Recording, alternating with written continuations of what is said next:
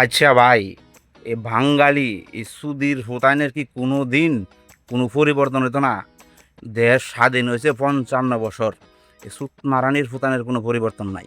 সুত মারানির ফুতান চিন্তা করেন, এইসব ভিডিওটির মধ্যে তোরা লাইক করস, কমেন্ট করস, শেয়ার করস, বান্দির বাচ্চারা মাঝে মাঝে মনে হয় এসব লাইক তোরার মার মাঙ্গেদা দিই। সুত মারানির ফুতান, সুত মারানির ফুতান দেশ স্বাধীন হয়েছে ৫৫ বছর। একদম জুতার পর্যন্ত নিরাপত্তা নাই। সুত মারানির ফুতান এরম অসভ্য উন্মাদ অযোগ্য জাতি এই পৃথিবীতে বুকে আর নাই। তোরা ধ্বংস হয়ে যা, তোরা নির্মূল হয়ে যা।